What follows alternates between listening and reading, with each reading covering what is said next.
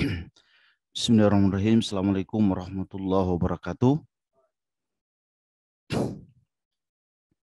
Alhamdulillahi rabbil alamin. Wal aqibatu lil muttaqin wa la udwana illa 'alal zalimin. Wassalatu wassalamu ala Rasulillah wa ala alihi wa sahbihi wa man sara ala nahjihi ila yaumiddin, amma ba'du. Bapak-bapak dan ibu sekalian, jamaah salat subuh Masjid Syuhada yang sama-sama dimuliakan Allah Subhanahu wa taala. Pertama-tama kita bersyukur kepada Allah bahwa pada subuh hari ini kita kembali bisa hadir di Syuhada untuk subuh berjamaah. Mudah-mudahan kehadiran kita insya Allah akan dicatat sebagai bagian dari kebaikan-kebaikan, amal-amal soleh yang kita akan terima pahalanya.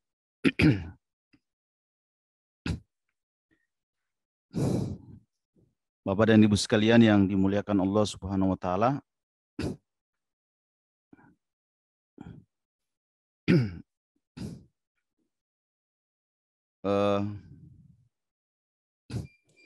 Sekitar tahun 2016 itu saya nulis buku ya. Judulnya tentang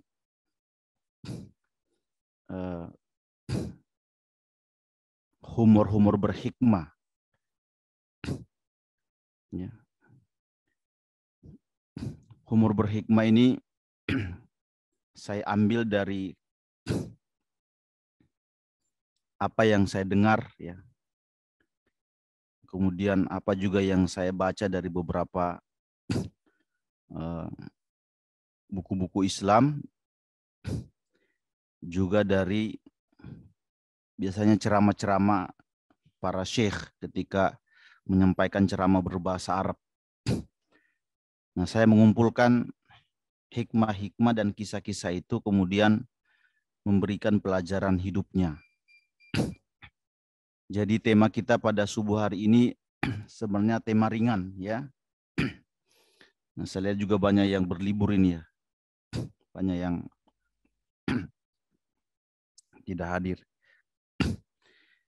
Nah, Bapak dan Ibu sekalian yang dimuliakan Allah Subhanahu wa taala, prinsipnya adalah Islam itu agama yang ingin atau menginginkan umatnya tidak boleh larut dalam kesedihan. Ya. Hidup itu kata orang seperti orang naik jet coaster ya. Kadang-kadang kita berada di atas, kadang-kadang berada di bawah dengan begitu cepatnya. Ya. Nah, pada saat-saat orang berada di bawah ini, orang sedih, gelisah, itu kadang-kadang butuh orang lucu.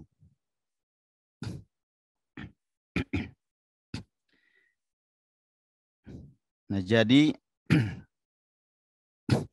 kehadiran orang-orang lucu di sekitar kita itu adalah anugerah sebenarnya. Ya, itu adalah anugerah. Dia seperti kehadiran seorang bayi dalam rumah yang fungsinya kadang-kadang menghibur. Karena itu menarik di dalam Al-Quran, kelahiran seorang anak itu Allah selalu bahasakan bukan dengan anak, tapi dengan busyra. Kehadiran anak itu Allah selalu bahasakan dengan kata busyra. Seperti misalnya kehadiran siapa namanya? Yahya. Ya. Allah berkata, inna basyarnaka bigulam. Inna nubasyiruka bigulamin. Ismuhu Yahya. Kami hadirkan, kami berikan kabar gembira akan kehadiran seorang anak bernama Yahya. Ya. Jadi anak itu disebut sebagai kabar Karena memang kehadirannya kadang-kadang lucu. Nah, orang-orang lucu itu adalah anugerah. Nah, karena itu sekali lagi bahwa Islam ini adalah agama yang mengajak umatnya supaya jangan sedih. Jangan sampai ada peristiwa, sebuah hal yang membuat dia bersedih. Karena kalau sudah bersedih biasanya itu sudah mulai malas ibadah. Malas melakukan ini, malas melakukan itu. Ya. Nah, dari sini kita bisa memahami kenapa Nabi Shallallahu Alaihi Wasallam mengajarkan kita sebuah doa. Doa itu adalah Allahumma inna atau Allahumma inni a'udzubika minal hammi wal hazan. Aku berlindung kepada Allah dari kegalauan dan kesedihan. Ya kan? Jadi galau dan sedih itu sebisa mungkin harus dihindari. Karena dampaknya nanti orang kalau banyak masalah, banyak sedih itu malas ke masjid. Banyak yang tidak bisa dilakukan. Nah, salah satu hal yang membuat bisa kita terhibur dan adalah membaca hikmah atau humor-humor orang soleh yang dia mungkin tidak disebut lucu, tapi kadang-kadang membuat kita bisa ceria. Ya. Nah, itu alasan kenapa saya menulis buku tentang humor berhikmah itu. Ya. Nah, Bapak dan Ibu sekalian yang dimuliakan Allah Subhanahu wa taala, menerima bantuan sosial sembako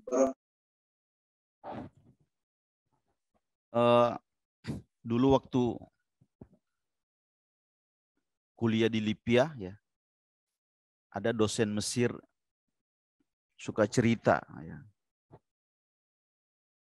Dia cerita ini kalau lihat anak-anaknya sudah mulai malas belajar, udah ngantuk, ya. Dia bilang di Mesir itu, tapi saya tahu cerita ini nggak ada sanadnya, dia berimajinasi aja. Dia bilang di Mesir itu ada sebuah desa, di situ ada masjid, ada musola. Ketika datang bulan Ramadan, penceramahnya 3 hari berturut-turut tidak datang. Sementara jamaahnya sudah siap dengar. Ya. Hari pertama, betul, penceramahnya tidak datang. Nah, supaya tidak kosong, jamaah itu saling dorong-dorong. Udah kamu aja yang naik, gantiin. Saya nggak bisa, kamu aja. Karena dipaksa-paksa, ya harus naik, tampil kan. Setelah salam dan salawat, dia berkata, mungkin Bapak Ibu sekalian tidak mengetahui apa yang akan sampaikan pada malam hari ini. Ya.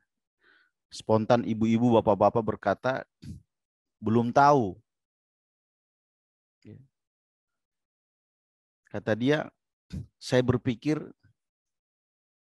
seperti kurang bermanfaat saya menyampaikan sesuatu kepada orang yang belum mengetahui akan saya sampaikan. Ya. Malam kedua, begitu lagi. Tidak ada yang hadir, didorong-dorong, dia yang tampil.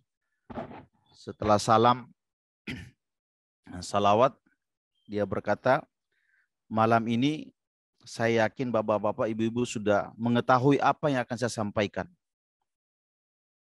Karena tidak mau tertipu di malam pertama, mereka serempak berkata,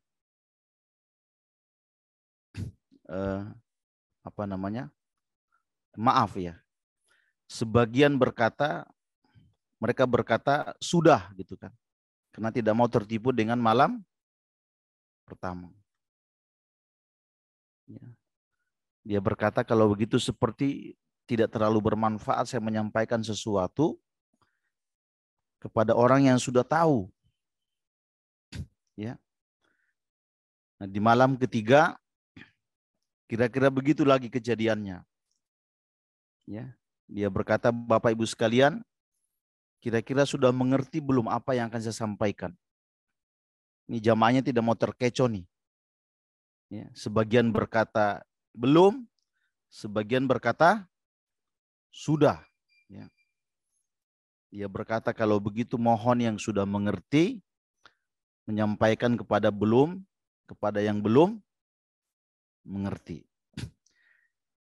Ini anekdot Pak, tidak ada juga sanadnya. Tapi sebenarnya kalau kita ingin menarik hikmah, bahwa kadang-kadang ini suasana masjid ini begini. Kadang-kadang ketidakhadiran ustadz, ketidakhadiran penceramah, itu kadang-kadang jadi masalah besar bagi pengurus. Ya, saya beberapa kali itu hadir di masjid, lihat kadang-kadang kalau yang bertugas belum hadir itu, pengurusnya itu mohon begini aja. Sudah nggak tenang zikirnya, sudah nggak tenang duduknya. Karena dia yang paling bertanggung jawab. Ya.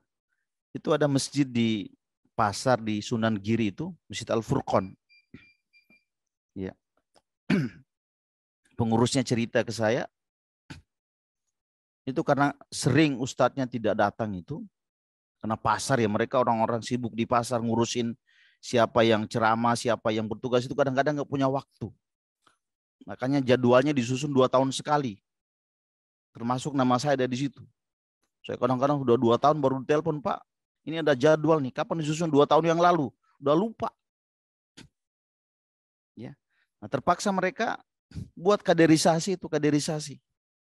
Jadi yang penjual emas besok jadi MC, ya, yang ini nanti jadi muazzin, ya. Nah itu tadi yang saya maksudkan tadi, kadang-kadang humor itu ada hikmahnya sebenarnya, ya, hanya kita pandai menangkap. Ada sebuah kisah dari Yaman ya, saya baca dari buku Al-Qasasu Minal Yaman, kisah-kisah dari Yaman. Ya. Ada seorang syekh ya, ketika selesai sholat isya itu dia punya buat semacam hajatan, ingin mengundang jamaah masjid, ya, makan-makan lah. Nah dia suruh pelayannya untuk memanggil orang-orang masjid, katakan coba yang sholat itu ajak ke sini makan setelah sholat isya. Ya. Nah, ternyata ketika diundang itu 4 orang aja yang hadir dari banyak jamaah yang hadir sholat isya. Syekhnya bertanya kenapa cuma 4 orang yang diundang, sementara makanan banyak. Nah, kata pelayannya ini, tadi itu waktu di masjid saya bertanya kepada jamaah, tadi waktu sholat itu imam baca surat apa? Ya. Baca surat apa tadi di surat sholat isya itu? Karena sudah sering sholat, hanya 4 orang yang bisa jawab. Ya, imamnya baca surat Al-Lail dan surat Asy-Syams. Yang lainnya nggak ngerti. Bukan nggak ngerti, nggak tahu imam sedang baca surat apa. Jadi 4 orang ini yang saya anggap sholat, makanya saya undang. Yang lain saya sebut tidak sholat. Nah itu kisah yang disebutkan oleh seorang penulis dalam kitabnya Al-Qasasu Minal Yaman. Yaman itu terkenal dengan banyak hikmah. Ya. Nah kira-kira pelajarannya begitu Pak. Jadi ini sebenarnya sindiran orang-orang yang kadang-kadang sholat datang tapi tidak terlalu perhatikan imam sedang baca surat apa. Tadi imam itu Pak, sholat subuh tadi baca surat apa ya? Hah? Masya Allah. Cuman dia yang sholat ini. Itu tadi baca surat Az-Zukhruf.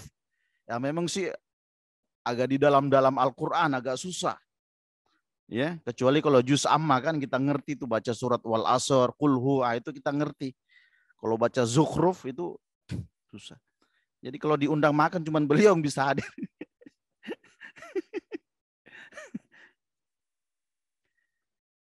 Nah, lain lagi dengan kisah seorang Arab Badui yang cerdas dengan Al-Quran. Ya.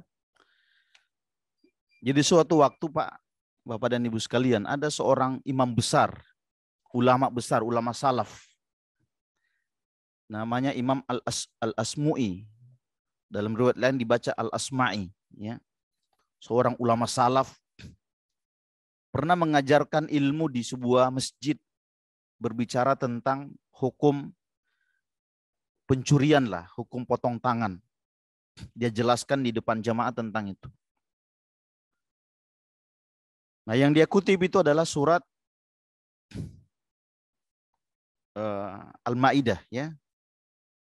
Allah berfirman, "Was-sariqu was-sariqatu faqta'u aydiyahuma jazaa'an bima kasaba nakalan minallahi wallahu ghafurur rahim." Ya. Kalau kita terjemahkan itu, pencuri laki-laki dan perempuan, maka potonglah kedua tangannya sebagai balasan dari apa yang keduanya lakukan. Ya. Sesungguhnya Allah itu Maha Pengampun dan Maha Penyayang. Nah, menurut Bapak ayat ini kira-kira udah betul?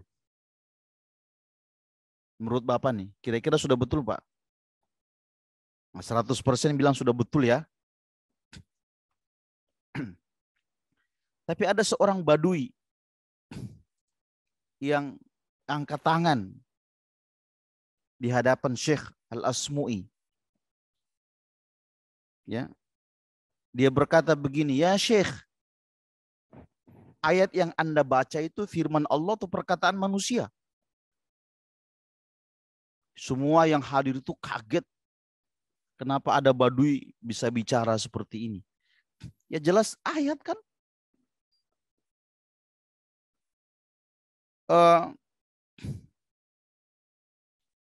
Kalau kata badui itu berkata, "Saya yakin yang Anda baca itu bukan ayat."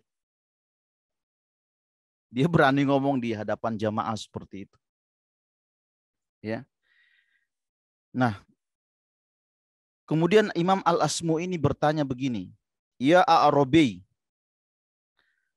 hal anta min hafadzatil Quran?" Wahai badui, apakah engkau seorang penghafal Quran? Dia berkata, "Tidak. Ya, saya badui tinggal di pelosok. Saya nggak pernah nggak punya ilmu banyak tentang Al-Quran." Terus dia tanya lagi, "Sekarang apa kau tanya? Apa kau hafal dengan surat Al-Maidah sebagai tempat ayat ini?" Dia mengatakan tidak. Ya. Terus kenapa berani Anda mengkritik ini bukan ayat Quran? Ya. Nah, kata badui itu, "Wahai Syekh, sepertinya engkau keliru menutup ayat itu. Engkau sudah membaca dengan mengatakan Ghafurur Rahim. Allah Maha Pengampun dan Maha Penyayang." Ya. Karena pekerjaan Allah, ya, perintah Allah untuk memotong tangan, ya, kepada pencuri itu tidak nyambung dengan ujung ayatnya. Semestinya yang pas itu adalah wallahu azizun hakim. Allah itu maha perkasa dan maha hakim. Itu yang cocok. Ya. Kemudian dicek betul. Ternyata Imam Asmu ini salah baca ayat. Ya. Ujungnya ayat itu adalah wallahu ghafurur rahim. Wallahu azizun hakim. Ya. Sesuai dengan konteks maknanya. Nah, kira-kira ada jamaah begini nggak yang bisa protes imam, Pak? Kalau lagi baca ayat itu salah itu gitu nggak? Ya. Nah, coba lihat Pak, bagaimana orang-orang Baduy itu. Ya, walaupun mereka pedusun, tapi Quran itu memang luar biasa sentuhannya. Sentuhan katanya, sentuhan maknanya, ketersambungannya itu bisa dipahami oleh orang-orang yang rendah seperti itu. Ya. Lain lagi dengan ada, ini kita cerita-cerita aja ya Pak ya. Saya ingin mengisi dengan hal-hal ringan. Ya. Lain lagi dengan ada seorang laki-laki bodoh di masa salaf itu ya. Dia baca ayat Quran. Baru sebentar dia sudah berkata, saya temukan ada 2 ayat yang salah dalam Al-Quran. Kata dia, apa itu? Ketika dia membaca ayat kullu banna'in wa ghawwas. Itu berbicara tentang Nabi Sulaiman. Ya, setiap tukang bangunan dan penyelam. Kan bunyi ayatnya begitu, Pak. Ya. Tapi yang benar itu adalah kullu banna'in wa jassas. Setiap bangunan itu ada mata-matanya. Maunya dia begitu. Ya. Terus ketika dia baca ayat wattini wazzaitun, buat tin dan buat zaitun, itu salah ayatnya itu. Yang cocok itu adalah wal jubni wazzaitun. Kalau wattini wazzaitun, buat tin dan buah zaitun. Zaitun itu kata dia nggak cocok dengan tin, cocoknya adalah keju. Demi keju dan zaitun. Nah, ini perwakilan orang-orang yang baru belajar sebentar Quran sudah berani mengkoreksi. Lain dengan yang pertama tadi itu. Ya. Bapak dan Ibu sekalian yang dimuliakan Allah Subhanahu wa taala. Kalau teman-teman yang sering memahami bahasa Arab dan bahasa Mesir, ya. Kalau misalnya umroh atau haji, kadang-kadang orang Arab itu suka bilang masyi. Pernah dengar nggak masyi, Pak? Ya. Ini saya baca dari kitab Qasasun Minal Yaman, ya. Jadi kalau orang Arab bilang masyi itu artinya oke. Masyi. Ya. Tapi kalau orang Yaman kata masyi itu artinya tidak. Nah, ini ilmu ringan ya. Suatu hari ada seorang laki-laki Yaman berangkat menuju Kairo, Mesir.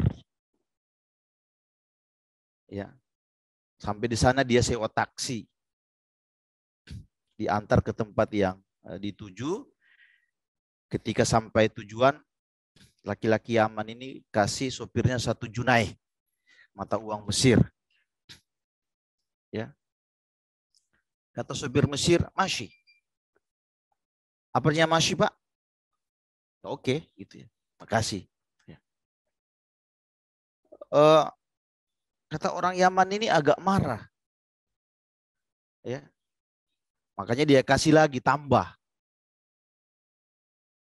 Ya. Kata dia, masyi. Marah lagi, ditambahin lagi. Duit di kantongnya udah habis. Ya, sopir orang Yaman berkata, Anda maunya apa sih gitu ya? Rakus sekali Anda ini. Terus ngomong masyi padahal uangnya udah habis. Kata sopir Mesir, saya berkata masyi itu artinya iya, udah cukup. Ya. Namun engkau terus menambahkannya. Ya. Ini wawasan ringan Pak, tapi kadang-kadang penting ya. Saya baca dalam kitab Rihla Ibnu Battuta, diare risalah perjalanan panjang Ibnu Battuta. pelancong Muslim abad ke-14. Dia pernah datang ke sebuah daerah, ya. Dia mendapatkan sebagian masyarakat itu ngomong bahasa Arab lucu. Di bagian ujungnya itu selalu ditambahin huruf la. Misalnya ta'kulu la, tamshi la, taf'al la. Jadi la-nya itu kayak orang Bugis ada mi gitu. Mari mi, ya kan? Yotoh, ya kan? Itu dia selalu berbahasa begitu ada la-nya. Nah, itu bagian dari kita memahami orang-orang berbahasa. Ya. Nah, saya kira ini semua ada catatannya dalam buku-buku dalam pembacaan buku-buku literatur bahasa buku-buku Islam, ya. Bahkan Ibnu Battuta itu pernah hadir juga di sebuah kota, ya.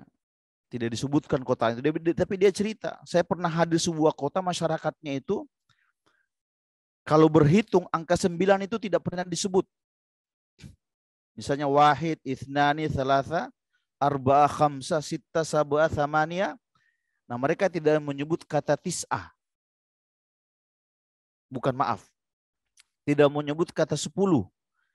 Ya, tis'ah, nah asyara itu dia sebut wahid wa tis'ah. Ngerti nggak, Pak? Thamania, tis'ah, wahid wa tis'ah. Ya. Sehingga ada pernah penguasa Turki hadir di daerah itu, dikritisi. Ya, kenapa kalian membenci angka 10? Asyara kan? Jangan bilang tis'a wa wahid, tapi yang benar adalah kata asyara. Nah, ini mungkin bagi Bapak ini tidak penting, tapi ada dalam pembacaan buku-buku Islam, ya. Nah, Bapak dan Ibu sekalian yang dimuliakan Allah Subhanahu wa taala, dulu itu ada seorang ini, maaf ini bukan menyebarkan ini, tapi kita cerita apa adanya. Ada seorang ulama sangat pakar dalam ilmu grammar bahasa Arab. Namanya Abul Aswad Ad-Duali. Tapi dia ini sangat bakhil. Bakhilnya itu sampai pada tingkat yang berlebihan. Ya. Jadi seorang ahli bahasa, seorang alim, Pak. Tapi bakhilnya juga enggak kira-kira. Banyak ditemukan begini, Pak. Ya, enggak usah di Arab lah, di Indonesia juga banyak orang bakhil, kan? Suatu hari Abul Aswad Ad-Duali ini, Abul Aswad itu memegang makanan. Lagi makan roti, makan kue, atau makan apa gitu. Nah, ada seorang Arab, Badui lah kira-kira begitu ya, yang ingin supaya Abul Aswad ini ngasih dia makan. Tapi dia buat cerita. Dia mau buat cerita supaya nanti bagaimana Abul Aswad itu ngasih dia makan. Nah, ceritanya itu dia buat. Cerita ini saya dengar dari ceramah Syekh Al-Maghamsi, imam besar Masjid Kuba. Ya, dalam berbahasa Arab, tapi saya menerjemahkan. Nah, Badui ini buat cerita begini, Pak. Wahai Abul Aswad, saya itu jalan-jalan ketemu istrimu. Perhatikan, Pak, ini cerita ini dibuat bagaimana nanti makanan itu nyampe pindah ke tangan dia. Saya tadi jalan-jalan ketemu istrimu. Kata Abul Aswad, ya kalau dia jalan-jalan itu, istriku jalan-jalan itu tidak ada hubungannya sama kamu. Ya kan? Terus kata Badui ini, tapi aku melihat istrimu itu, saya melihat istrimu itu sedang hamil berat. Kata Abul Aswad, ya memang begitu keadaannya waktu saya tinggalkan. Ya kan? Terus Kata Badui ini, tapi saya melihatnya melahirkan di jalan. Kata Abul Aswad, kalau hamil besar, ya pasti melahirkan. Ya enggak Pak? Ini nanti bagaimana makanan itu pindah ke tangan dia, itu intinya dia buat cerita dulu. Kata Badui, istrimu melahirkan kembar. Ya. Abul Aswad, kalau istri saya melahirkan kembar, dulu ibunya dia sama, melahirin kembar juga. Sama. Seakan-akan Badui ini kok dia bisa jawab, kan dia ahli bahasa. Ya. Badui, tapi salah satu bayi itu mati. Kata Abul Aswad, kayaknya istriku tidak kuat melahirkan kembar. Ya enggak Pak? Lihat jawabannya, istriku enggak kuat ngelahirin kembar, makanya yang satu mati. Kata Badui, anak yang satunya mati. Ya. Kata Abu Aswad, pasti kembarannya sedih deh. Iya kan? Iya sedih dong kembarannya. Kata Badui ini, ibunya juga mati. Ini sudah saking ekstrimnya nih, bagaimana makanan itu nggak pindah-pindah. Kata Abul Aswad, iya, ia tidak mungkin hidup karena anak kandungnya juga mati. Iya kan? Ya jawabannya santai aja. Terus kata Badui, Abul Aswad, makanan yang kau makan itu lezat sekali. Nah, itu intinya di situ Pak. Ya kan? Kata Abul Aswad, ya saya menikmati seorang diri aja gitu kan. Ya. Ini nggak tahu cerita tentang Syekh Al-Maghamsi ini Pak. Dia seorang khatib besar di Kuba di Medina. Dia cerita ini karena dia pembacaannya tentang ulama-ulama ahli bahasa itu banyak. Tapi memang ini menggambarkan bagaimana orang-orang Arab itu, saya pernah bilang ya, pribadi orang Arab itu tidak ada yang menggantung. Kalau dia tidak bakhil, dia sangat dermawan. Nggak ada yang tanggung. Nah, makanya dalam Al-Quran itu diceritakan orang mukmin, orang kafir. Ya kan? Kalau tidak ketemu dengan pribadi Musa, ketemu Yusuf.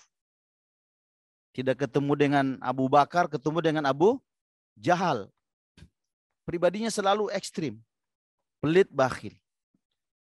Nah, kalau di Indonesia Pak, kadang-kadang di Abu Jahal, kadang-kadang Abu Bakar kan. Nah lain lagi, ini cerita menarik tentang orang yang sangat dermawan di Arab.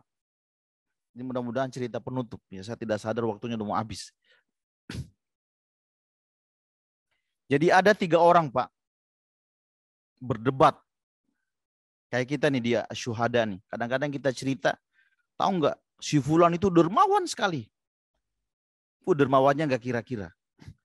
Nah kira-kira ada 3 orang yang berkumpul begitu, ya, di zaman salaf ya. Mereka menyebut 3 orang paling dermawan. Ya, kata mereka di desa kita ini orang yang paling dermawan itu ada 3 orang. Yang pertama Qais bin Alqamah, yang kedua Abdullah bin Ja'far, yang ketiga Uraba al-Alusi. Itu nama-nama asing ya, tapi kita sebutkan namanya. Kata orang yang dengar itu, daripada kalian berbantah-bantahan, mendingan temui aja orangnya langsung untuk menguji kedermawanannya.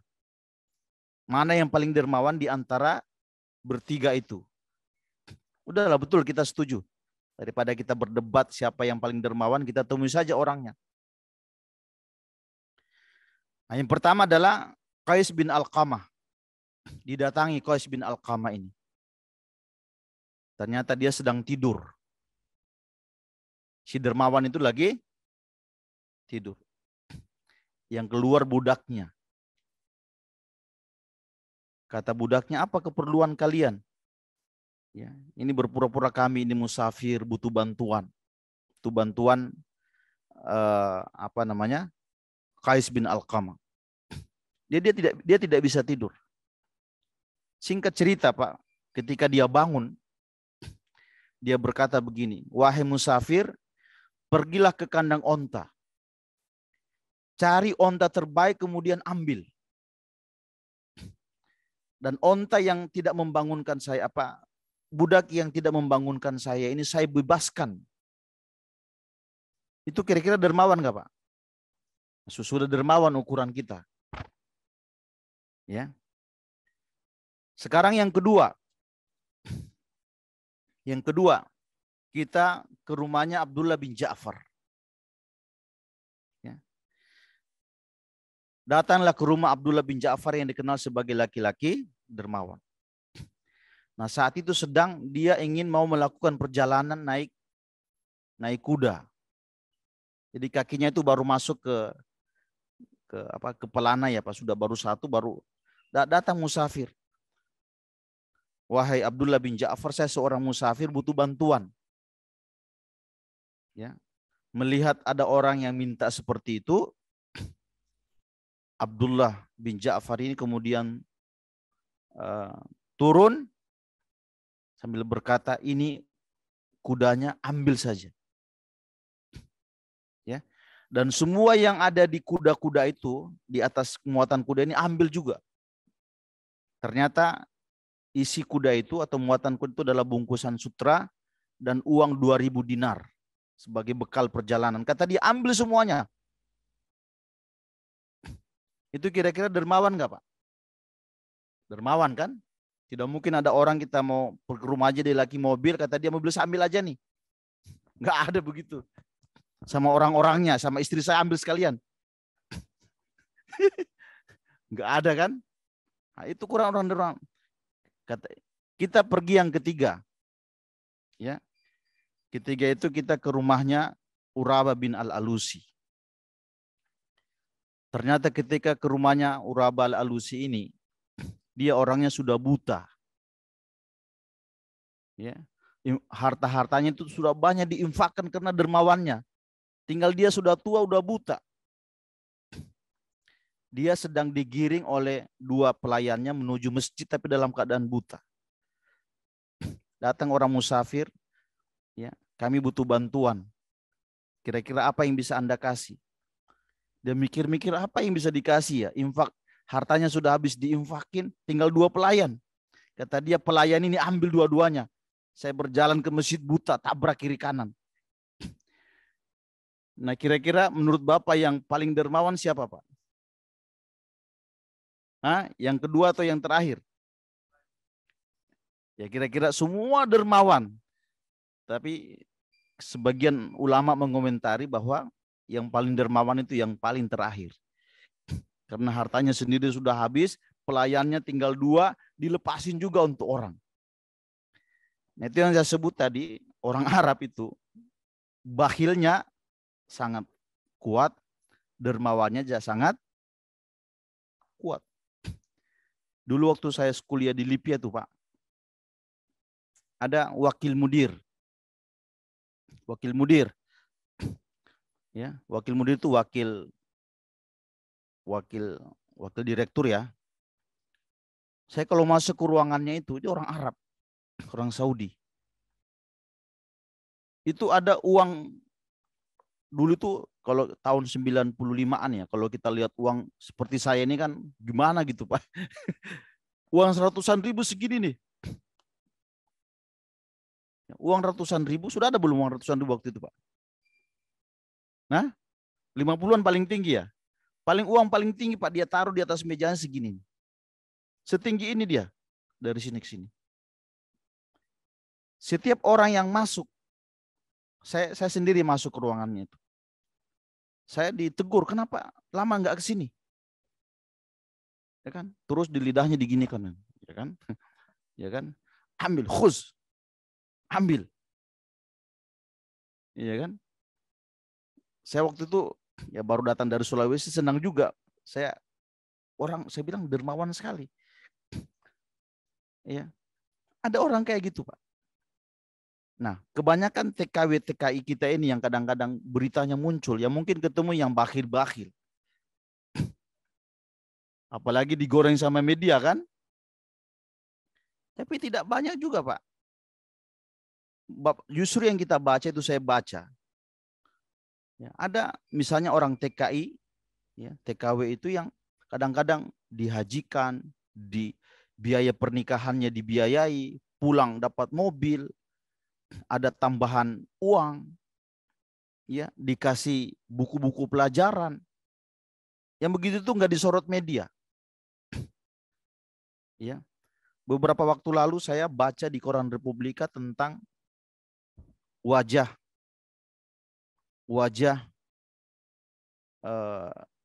kedermawanan orang-orang Arab. Ya, dulu waktu Kiai NU Pasahal itu ya, waktu sakit, itu beritanya sampai ke Saudi. Beritanya sampai ke Saudi. Ya. Nah, ketika dia sakit itu, dia ditawarkan, Pak. Ditawarkan, sudah habis ya? Sedikit lagi ya, bisa selesai cerita nih, Pak. Ditawarkan 3 pilihan. Berobat di Indonesia atas biaya Saudi, ya, atau datang ke Saudi berobat. Atau pilihan ketiga saya lupa. Tapi intinya bantuan itu buat beliau. Betapa syekh-syekh Saudi itu ada yang dermawan yang perhatikan ulama-ulama Indonesia, Pak. Ya kan? Nah, kira-kira wajah dermawan itu jarang disorot oleh media. Yang disorot itu cuma pembunuhan, pemerkosaan. Hanya kita kenal Saudi itu dengan Wahabinya saja, dengan Salafinya yang kadang-kadang tidak adil. Saya punya teman nulis buku tentang bersikap adil terhadap Wahabi. Saya kira bagus bukunya. Ya, selama ini kan tuduhan-tuduhan itu, ya kenapa sampai ke tema ini saya nggak tahu. Tapi intinya tadi bahwa kadang-kadang kita bersikap adil dengan hal-hal yang seperti ini. Ya, nah Bapak dan Ibu sekalian, sebenarnya saya sudah siapkan 25 cerita. Ya, banyak ya Pak. Tapi saya baru baca sekitar 3 atau 4 cerita ya. Ya kapan-kapan, nah itu penyakit saya lagi ya. Saya suka tidak mau nyambung lagi kalau ini. Tapi mudah-mudahan kapan-kapan kalau saya ingat saya cerita lagi.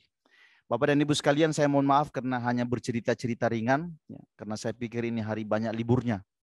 Ya, kita sampaikan hal-hal ringan, tapi saya juga yakin ada 1-2 kebaikan yang bisa kita tangkap. Hadanallahu wa iyyakum ajmain. Assalamualaikum warahmatullahi wabarakatuh. Waalaikumsalam warahmatullahi wabarakatuh. Terima kasih sekali dengan apa yang disampaikan oleh guru kita, Bapak Ustadz Yasir, mengenai hal-hal ringan terkait dengan buku-buku Islam ya, cerita-cerita Islam. Mungkin di antara bapak-bapak yang hadir di sini atau bapak ibu yang ada di online ada pertanyaan, kami persilahkan. Ada, Bapak? Mungkin. Iya.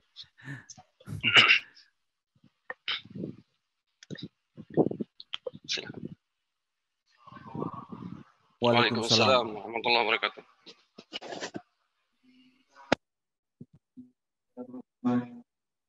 Setelah Rasulullah itu ada Abu Nawas ya. Cerita Abu Nawas yang cukup terkenal.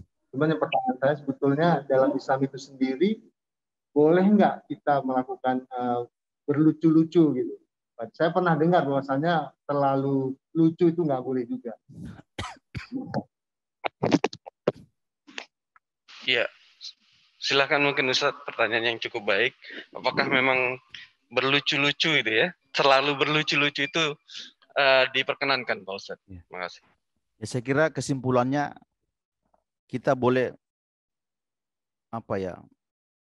tujuan bercanda, tapi tidak ada unsur kedustaan. Ya kan gitu ya kira-kira ya. Jangan-jangan berlebih-lebihan. Saya lihat para ulama-ulama soleh sekelas Ibnul Jauzi itu menulis buku tentang canda. Ada buku yang beliau tulis judulnya Akhbarul Hamqa wal Mugaffilin. Berita-berita orang bodoh. Itu kalau saya punya bukunya, Pak. Itu kalau kita baca buku itu ujung-ujungnya kita senyum. Seperti beliau pernah cerita, ini ulama soleh sekelas Ibnu Jauzi ya. Di masa dia, kata dia, ada seorang laki-laki bernama Mujrimin. Si Mujrimin ini datang sholat. Pas imamnya saat itu baca surat Al-Mursalat. Ya. Nah, si Mujrimin datang ini di saf pertama. Imamnya saat itu baca ayat Al-Mursalat, bunyinya begini.